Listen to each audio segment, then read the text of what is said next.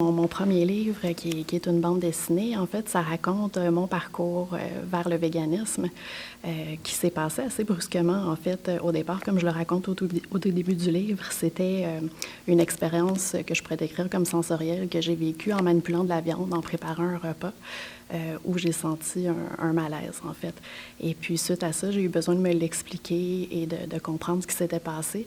Donc, j'ai documenté toute cette expérience-là et j'ai eu l'idée d'en faire un livre, en fait, une bande dessinée. Et puis, bien, à travers ce livre-là, ce que j'essaie de faire, c'est de déboulonner un petit peu les mythes qui entourent le véganisme et puis d'aider les gens à comprendre ceux et celles qui font ce choix-là dans leur entourage. Parce que c'est pas toujours évident. Puis peut-être aussi d'inspirer les gens en général à changer un peu leurs habitudes de consommation. Le livre s'adresse à toute personne, en fait, qui se questionne puis qui essaie d'avoir des habitudes de consommation plus éthiques et moins dommageables pour l'environnement. Je pense en fait que après avoir vécu toutes ces expériences-là, puis avoir accumulé toutes ces connaissances-là, je pouvais pas garder ça pour moi toute seule.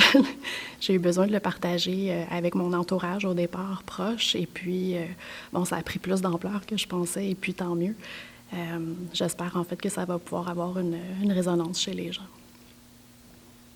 J'ai tout le temps dessiné, en fait, parce que maintenant, je suis massothérapeute et ma formation initiale est en arts visuels.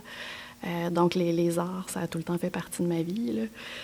C'est juste que j'avais un petit peu mis ça de côté, là, comme bien des gens. Puis, quand, en fait, quand j'ai eu l'idée de faire le livre, ou en tout cas de prendre part, d'essayer de faire quelque chose pour cette cause-là, je cherchais un petit peu le moyen. Et puis, il y a déjà plein de livres intéressants qui sont écrits sur le sujet. Puis je me disais, qu'est-ce que moi, je peux apporter de plus, en fait? Puis je me suis dit, peut-être que je me rappelle encore comment dessiner. Je vais ressortir un peu mon matériel. Puis c'est comme ça que ça a commencé, en fait. Je me suis dit que ça serait une bonne façon de peut-être rendre l'information qui était déjà là, mais qui pourrait être peut-être plus accessible de cette façon-là, illustrée. Et puis, les illustrations aussi, ça reste en tête quand même, tout en étant moins choquant que des vraies images. Puis aussi, c'est en noir et blanc, ce qui atténue encore un petit peu là, ce qui peut être difficile à voir. C'est ça, c'est pour ça que j'ai choisi la bande dessinée. Oui, la lecture, ça a toujours occupé une grande place dans ma vie, là, depuis l'enfance. Je pense comme bien des lecteurs, lectrices, là, je rallumais la lumière en cachette là, pour continuer à lire quand j'étais petite. Par la suite aussi, à l'école, pendant plusieurs heures de dîner, je lisais des romans, des biographies, un peu tout ce qui me tombait sous la main. Et puis ça a continué comme ça. Là. Encore maintenant, j'ai tout le temps au moins un livre dans mon sac là, au cas où j'aurais un petit peu de temps libre. Je suis pas quelqu'un qui aime particulièrement magasiner, là, mais c'est comme si les livres, c'est une catégorie à part. Là.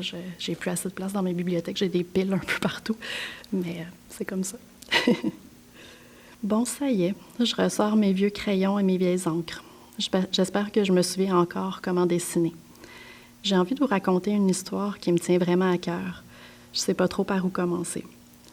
Le plus facile serait sûrement par le début, par une expérience que j'ai vécue à l'automne 2011 et qui a vraiment changé ma vie. Celle-ci pourrait être interprétée comme ésotérique, énergético-spirituelle, psychédélique, alors que moi, je l'ai plutôt vécue comme un coup de poing en plein visage.